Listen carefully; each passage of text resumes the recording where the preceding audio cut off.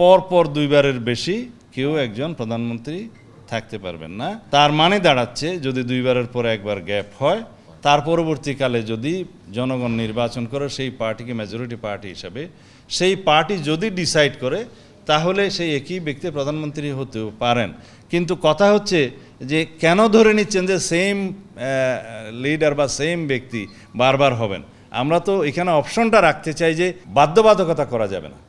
যেমন একজন ব্যক্তি যে তৃতীয়বার আবার এসে প্রধানমন্ত্রী হতে পারবেন না এক টার্মের পরে, সেই বিষয়ে কোনো বাধ্যবাধকতা করা যাবে না। হতে পারবেন, নাও হলে সেটা সেই পার্টির বিষয় থাকবে। এটা ডেমোক্রেটিক প্র্যাকটিস।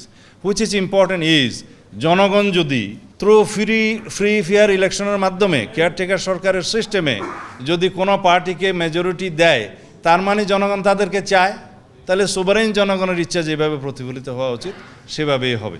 যে আমাদের প্রস্তাব হচ্ছে পঞ্চম সংশোধনীতে গৃহীত যে প্রস্তাবনা, যেখানে মহান আল্লাহর উপর আস্থা এবং বিশ্বাসের কথা আছে, বিসমিল্লাহির রহমানির রহিম উপরে আছে, এবং জাতীয়তাবাদ, গণতন্ত্র, তারপরে সমাজতন্ত্র অর্থাৎ সামাজিক ও আর্থিক, অর্থনৈতিক এবং সামাজিক ন্যায় বিচারের কথা বলা আছে। সেই প্রিয়াম্বলটা আমরা আমাদের প্রস্তাবনা বলেছি যে এটাই গ্রহণ করা। আসলে এটাই পঞ্চদশ সংশোধনের পূর্বাবস্থা বলতে যা বোঝায় সেটা।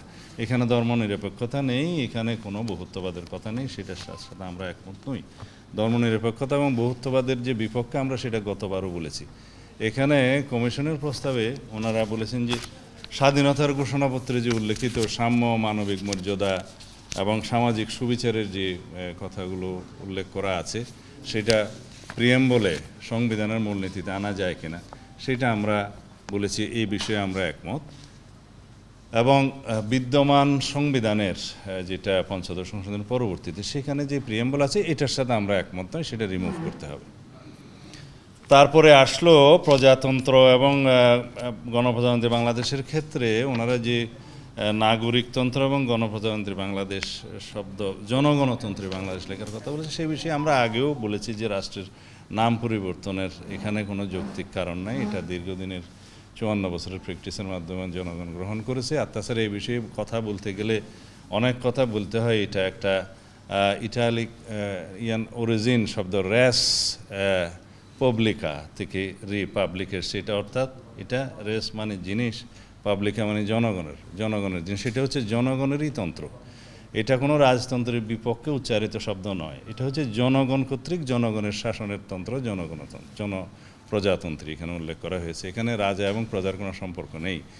আসলে জনগণ হচ্ছে সোভারেইন অথরিটি হিসাবে জনগণের নির্বাচিত প্রতিনিধিরাই সোভারেইন পার্লামেন্টে আসে এবং সোভারেইন হাউসে, সার্বভৌম হাউসে জনগণের সার্বভৌমত্ব প্রকাশ করে এবং সেখানে আইন প্রণীত হয়। আইনই হচ্ছে এখানে প্রধান এবং আইনের দ্বারা যারা শাসিত হয় তারাই আইন প্রণয়ন করেন, আবার আইনের দ্বারাই তারা শাসিত হয়। এখানে আইনটাই হচ্ছে মুখ্য। সুতরাং এই জায়গায় বিভ্রান্তির কোনো প্রয়োজন নেই। এটা গণপ্রজাতন্ত্রী বাংলাদেশ যেটা লেখা আছে আগে সংবিধানের বাংলা যারা প্রণয়ন করেছিলেন সেটা গৃহীত হয়েছে, ওইভাবেই থাকুক। ওনারাও বলেছেন যে এখানে আমাদের কোনো রিজিড অবস্থান নেই, ইট ইজ ওকে। যেহেতু ধর্মনিরপেক্ষতা আমরা রহিত করার জন্য ওনাদেরই প্রস্তাব, সেই ক্ষেত্রে ওনারা এটা পরিষ্কারভাবে কিছু জিনিস এখানে অন্তর্ভুক্ত করতে চান। যেমন বাংলাদেশ একটি বহু জাতি গোষ্ঠী, বহুধর্মী, বহুভাষী ও বহু সংস্কৃতির দেশ, যেখানে সকল সম্প্রদায়ের সহ অবস্থান ও যথাযথ মর্যাদা নিশ্চিত করা হবে। এটা উল্লেখ করা যায় কিনা সেটাতে আমরা একমত হয়েছি যে উল্লেখ করা যায়, যদি তাতে অসুবিধা না হয় আর কি। আর বহুত্ববাদের কথা তো আগেই বলেছি, সেটা আমরা বিপক্ষে। এখন অন্যান্য বিষয় যেগুলো আপনারা জানতে চাইতে পারেন সেই বিষয়গুলো আমরা যেখানে এক জায়গায় এসেছি, যেমন মৌলিক অধিকার এবং স্বাধীনতা নামে যে চ্যাপ্টারটা ওনারা ইনক্লুড করতে চেয়েছিলেন, আমরা আমাদের প্রস্তাবে বলেছি যে মৌলিক অধিকার শুরু হচ্ছে 26 অনুচ্ছেদ থেকে শুরু করে 47 অনুচ্ছেদ পর্যন্ত আর কি। সেই অনুচ্ছেদগুলোতে যে সমস্ত জায়গায় সংশোধনী এবং সংযোজন প্রয়োজন হয়, যে সমস্ত ক্ষেত্রে আমরা বিভিন্ন বিষয়ে একমত এবং নীতিগতভাবে একমত হয়েছি, সেগুলো ইনক্লুশন করে ওনারা আমাদেরকে ড্রাফট আকারে দিলে সেটা আমরা দেখে আমাদের বিবেচনাগুলো বলবো। যেমন একটা বিষয় বলি, ইন্টারনেটকে মৌলিক অধিকারের অন্তর্ভুক্ত করার জন্য আমরাও একমত এবং অনেক পক্ষ থেকে একমত করা হয়েছে। যে এখানে একটা জিনিস আপনাদেরকে বলে রাখি, রাষ্ট্র পরিচালনার মূলনীতি একটা বিষয়, কিন্তু রাষ্ট্র পরিচালনার মূলনীতি শুরু হচ্ছে আর্টিকেল 8 থেকে এই আর্টিকেল 25 পর্যন্ত। আর মৌলিক অধিকার ফান্ডামেন্টাল রাইটস স্টার্ট হচ্ছে 26 থেকে 47 পর্যন্ত, এবং এই মৌলিক অধিকারের মধ্যে যে সমস্ত বিষয় উল্লেখ থাকে এটা কিন্তু এনশিওর করতে হয় রাষ্ট্রকে। Civil and political right must be ensured by the state, এটা হচ্ছে প্রিন্সিপাল। তো এইখানে মৌলিক অধিকারের ক্ষেত্র বেশি করে বাড়ানো মানে হচ্ছে রাষ্ট্রের এফিসিয়েন্সি এবং অর্থনৈতিক সক্ষমতার উপরে একটা নির্ভরশীলতা আসবে, কিন্তু রাষ্ট্রকে সেইটার গুড গভর্নেন্সের জন্য রাষ্ট্রের উপরে ছেড়ে দিতে হয়। সেই জন্য কিছু বিষয় থাকবে রাষ্ট্র পরিচালনার মূলনীতিতে, বাট এনফোর্সেবল করার জন্য সেটা থাকবে কিছু বিষয় মৌলিক অধিকারের অধ্যায়ে রাষ্ট্রকে যেখানে এনশিওর করতে হবে all civil and political rights. সেই জন্য আমরা বলছি এখানে অনেকগুলো জিনিস অন্তর্ভুক্ত না করে যে সমস্ত বিষয়গুলো রাষ্ট্র এনশিওর করতে পারবে রাষ্ট্রের সক্ষমতা অনুসারে সেগুলোকে আনাই হচ্ছে বাস্তবায়ন। সেই বিষয়ে ওনারা একমত হয়েছেন এবং সেটা ড্রাফট আকার ওনারা আমাদেরকে দেবেন। মহিলাদের নারীদের আসনের সংখ্যা যেমন আমরা বলেছি 50 থেকে 100-তে উন্নীত করার ক্ষেত্রে আমরা একমত, কিন্তু সেটা বিদ্যমান পদ্ধতিতেই মনোনয়ন হবে, সেটা আমরা আমাদের প্রস্তাবে বলেছি।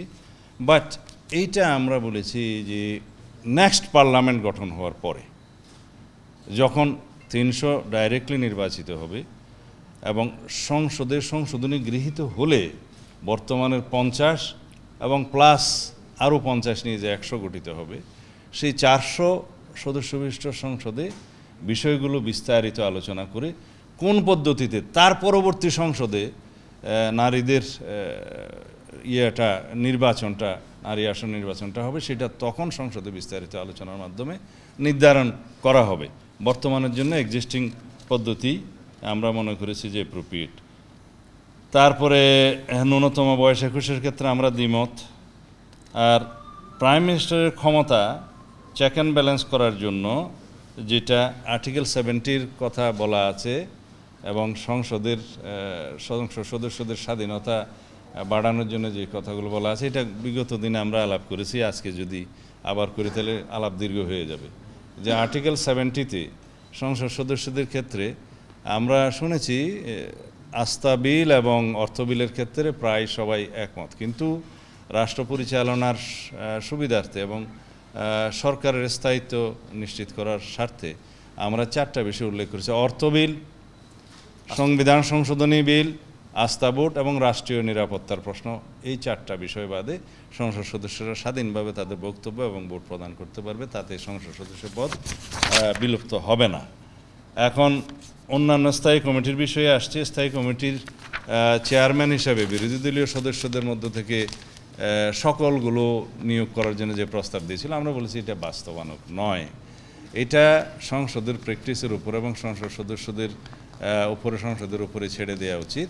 তবে আমরা এইভাবে একমত হয়েছি যে কিছু কিছু সংসদীয় কমিটির স্থায়ী কমিটির চেয়ারম্যান পদে, যেমন পাবলিক আন্ডারটেকিং কমিটি, তারপর ভিলেজ কমিটি বা সরকারি প্রতিষ্ঠান কমিটি, এই জাতীয় কিছু কিছু কমিটি আমরা বিরোধী দলীয় সংসদ সদস্যদের মধ্য থেকে চেয়ারম্যান নির্বাচন করা যায়, এই বিষয়ে আমরা একমত হয়েছি। তবে এই বিষয়ে আরও বিস্তারিত আলোচনার প্রয়োজন হবে। আর সংসদের কার্যক্রম ঠিক আছে, এইটা কনস্টিটিউশন আর্টিকেল 76 হচ্ছে সংসদীয় স্থায়ী কমিটিগুলো বিষয়ে বিস্তারিত বলা আছে। এইটার অনুবলে পার্লামেন্টের রুলস অফ প্রসিজিওরে কিছু সংশোধনী আনতে হবে। সেটা পার্লামেন্টের রুলস অফ প্রসিজিওর সংবিধানের কোনো বিষয় নয়, সেটা পার্লামেন্টে আলোচনার মধ্যে দিয়ে সেটা অ্যামেন্ডমেন্ট করা যায়, সেটা একটা আইন। তো ওইখানে এটা অ্যাডজাস্ট করা যাবে, তবে এটা নেক্সট পার্লামেন্টের বিবেচ্য বিষয়। তারপরে যদি লিডার অফ দি হাউস এবং প্রাইম মিনিস্টার এবং লিডার অফ দি পার্টি, মানে পার্টি চেয়ারম্যান অথবা পার্টি প্রধানের ক্ষেত্রে যে ওনারা একই ব্যক্তি হতে পারবেন বলে প্রস্তাব দিয়েছে, এইখানে আমরা এটা ওপেন রাখতে বলেছি, যেটা অপশনটা পলিটিক্যাল পার্টির এবং মেজরিটি পার্টি অফ দি পার্লামেন্টের অপশনটা রাখা উচিত। কারণ সেই মেজরিটি পার্টি পার্লামেন্টের সংসদীয় দলের নেতা, সেটা অন্য বিষয়, সেটা পার্লামেন্টের ভিতরের বিষয় না। আর পার্টির যে চিফ, তিনি প্রাইম মিনিস্টার হতে পারবেন না, এই প্র্যাকটিসটা তো তেমন আমরা দেখি না। যেমন আমাদের যদি ওয়েস্টমিনিস্টার টাইপ অফ গভর্নমেন্টে দেখি, ব্রিটেনের আমরা এক্সপিরিয়েন্স দেখি, বর্তমান প্র্যাকটিস দেখি যে পার্টি চিফ প্রাইম মিনিস্টার হন। তা পার্টি চিফ যদি প্রাইম মিনিস্টার হন, এই ক্ষেত্রে সেটা একটা হচ্ছে ডেমোক্রেটিক প্র্যাকটিস, তাতে কোনো অসুবিধা নাই। এবং সেটা পার্টির স্বাধীনতা এবং সংসদ সদস্যদের স্বাধীনতা, ডেমোক্রেটিক প্র্যাকটিসের স্বাধীনতা। একটা জিনিস আমাদের খেয়াল রাখতে হবে, সেটা হচ্ছে যদি কেয়ারটেকার সরকার ইন প্লেস হয়, যেটা হয়েছে, এবং যদি ফ্রি ফেয়ার নিউট্রাল ইলেকশন আমরা এনশিওর করতে পারি থ্রু ইলেকশন কমিশনকে স্বাধীন সত্তা হিসেবে কাজ করতে দিতে পারি আমরা, তাহলে পরে যেই ভোটের মাধ্যমে যেই পার্লামেন্ট নির্বাচিত হবে সেখানে মনে করতে হবে জনগণ তাদেরকে চায় এবং জনগণ হচ্ছে সোভারেইন ক্ষমতার অধিকারী। সুতরাং সেটা সেই পার্টি এবং সেই পার্লামেন্ট মেম্বারদের, মেজরিটি মেম্বারদের সেই ইচ্ছার উপর নির্ধারণ করা উচিত। আরেকটা প্রশ্ন এসছে যে লিডার অফ দি হাউসকে সেম ব্যক্তি হবে। এখন আমরা বলছি যে মেজরিটি পার্টি, যে পার্টির চিফকেই প্রধানমন্ত্রী করবে, সেটা আরেকজনকেও তো করতে পারে, সেটা অপশন থাকা উচিত। এবং মেজরিটি পার্টি থেকে প্রাইম মিনিস্টার হলেও যে লিডার অফ দি হাউস হবে কি হবে না, অন্যজন হবে কি না, সেটাও তো অপশন রাখা উচিত যে অন্যজনও হতে পারে, তিনিও হতে পারেন। তো এই অপশনগুলো আমরা ফ্রি রাখতে বলছি ফর ডেমোক্রেটিক প্র্যাকটিস। এখন আর অন্যান্য বিষয়ে যেমন উচ্চকক্ষের আসন সংখ্যা কত হবে, সদস্য সংখ্যা কত হবে, সেটা 100তে নির্ধারণের বিষয়ে আমরাও একমত হয়েছি, ওনারাও একমত হয়েছেন। তবে ক্ষেত্রমতে এখানে 105 জনের কথা বলা হয়েছে, ওনারা বলছে যে 100 জন ইজ কমফোর্টেবল। এখন সেটার উচ্চকক্ষের মনোনয়ন পদ্ধতি বা নির্বাচন পদ্ধতি কী হবে, কারা আসবে, প্রপোর্শনেট আসবে কি না আসবে, তা আমরা বলেছি সেটা আগে দ্বিকক্ষ বিশিষ্ট পার্লামেন্টের অ্যামেন্ডমেন্টটা সংসদে গৃহীত হোক, দ্বিকক্ষ নির্মিত হোক, তারপরে সেই নিয়োগ প্রক্রিয়া সম্পর্কে সংসদে আলাপ আলোচনার মধ্য দিয়ে সেই মনোনয়ন প্রক্রিয়া, নির্বাচন প্রক্রিয়াটা নির্ধারণ হওয়া ভালো। এইখানে আলাপ আলোচনাটা ওনাদের সাথে আমাদের একমত হয়নি, এটা পেন্ডিং আছে, এটা ওনারা চিন্তা করবেন বলেছেন আর কি। আর অন্যান্য বিষয়গুলোতে যেমন উচ্চকক্ষে নিম্নকক্ষের পাশ হওয়া বিল আমরা একমত হয়েছি যে একবার প্রেরণ হবে, এবং উচ্চকক্ষ যদি সেটা একবার আলোচনা করে তাদের সুপারিশ এবং রিকমেন্ডেশন সহ যদি অন্য কোনো মতামত সহ থাকে সেটা নিম্নকক্ষে প্রেরণ করবে, নিম্নকক্ষ সেটা বিবেচনা করে তারপরে রাষ্ট্রপতির কাছে যাবে। এই পর্যন্ত বলা আছে। না, সেটা হচ্ছে, আর উচ্চকক্ষে যে কোনো বিল 1 মাসের বেশি যাতে পেন্ডিং না থাকে সেটা একটা বাধ্যবাধকতা দেওয়া হয়েছে। যেটা হলো যে এনসিসির ব্যাপারে কি হলো, এনসিসি হচ্ছে ন্যাশনাল কনস্টিটিউশন কাউন্সিল, যেটা নতুন ধারণা বাংলাদেশের কালচারে বা পলিটিক্যাল কালচারে বা সংসদীয় কালচারে, সেইটা একটা নতুন ধারণা নিয়ে ওনারা এসছেন, যেখানে রাষ্ট্রপতি, প্রধানমন্ত্রী, উভয় কক্ষের স্পিকার এবং আরও কয়েকজন প্রধান বিচারপতি সহ আরও কয়েকজনের কথা বলা আছে। সেই বডিটার হাতে রাষ্ট্রের সমস্ত গুরুত্বপূর্ণ নিয়োগ, যেমন অল কমিশন, 3 বাহিনী প্রধান থেকে শুরু করে পিএসসি এবং এই যে দুদক এবং আরও যে সমস্ত সাংবিধানিক কমিটি আছে, নিয়োগ পদ আছে আর কি, কনস্টিটিউশনাল অল পোস্ট, তার বাইরে যে সমস্ত কথা বললাম স্থানীয় সরকার কমিশন আমরা একমত নই, ওইটা পরে আসবে।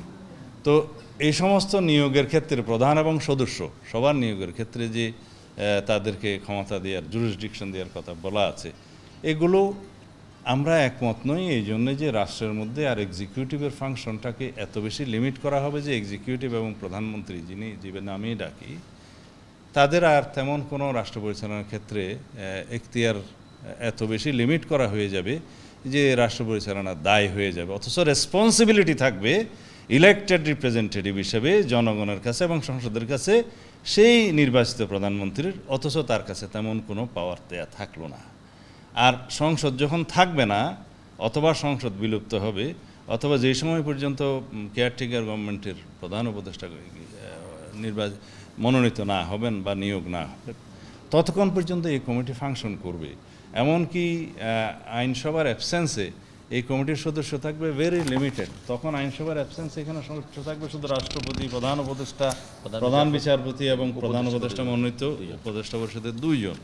তো এইগুলো বিবেচনা করতে গেলে তারা মোর অর লেস সবাই একজন ইনডাইরেক্টলি ইলেক্টেড, বাকিরা আনইলেক্টেড, এবং এদের কাছে সুপ্রিম পাওয়ার থাকবে। সেইটাও আমাদের দেশে এখনও কোনো প্র্যাকটিস নাই, বিবেচনা করা সমীচীন নয় বলে আমরা মনে করি। আর বাংলাদেশে সবচাইতে বেশি জরুরি হচ্ছে যে নির্বাচনের মাধ্যমে, জনপ্রতিনিধিদের মাধ্যমে রাষ্ট্র পরিচালনা করা, সেটা এনশিওর করা, এবং সেটা এনশিওর করার যেটা আনইলেক্টেড বডি হিসেবে কেয়ারটেকার গভর্নমেন্টটা বাতিল করেছিল এই জাস্টিস খায়রুল হক, যাই হোক, সেইটা যদি বলে যে আনইলেক্টেড গভর্নমেন্টের মাধ্যমে আপনারা এখন টেম্পোরারিলি 90 দিনের জন্য কেয়ারটেকার সরকারের মাধ্যমে নির্বাচন চান কেন?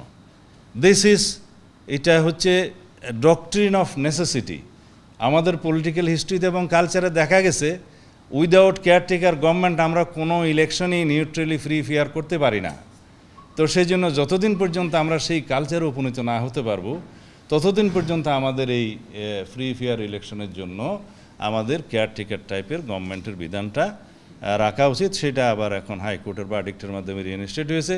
ইনফ্যাক্ট সেটার জন্যে আমরা 15-16 বছর আন্দোলন করেছি যে তত্ত্বাবধায়ক সরকারের অধীনে নির্বাচনের জন্য। তো এইটা হচ্ছে একটা জনগণের চাহিদা এবং এটা হচ্ছে একটা ডক্ট্রিন অফ নেসেসিটির মাধ্যমে আমরা প্রমাণ পেয়েছি এবং আমাদের প্র্যাকটিসের মাধ্যমে আমরা দেখেছি যে আমরা সেই অবস্থায় এখনও রাষ্ট্র হিসেবে উপনীত হই নাই যে যেখানে ফ্রি ফেয়ার ইলেকশনের জন্য কেয়ারটেকার গভর্নমেন্ট ছাড়া অন্য কোনো অল্টারনেটিভ আছে। তো সেই ক্ষেত্রে আমরা বলতে পারি যে এটা 90 ডেজের জন্য শুধু রুটিন ওয়ার্ক করবে। তো এখানে রুটিন ওয়ার্ক বাদে অন্যান্য বিষয়ের ক্ষেত্রে ওনারা যে প্রেসক্রাইব করেছে তার সাথে আমরা একমত হইনি। সেটা দেখা যাবে আরও আলাপ আলোচনার মধ্যে দিয়ে। ধন্যবাদ।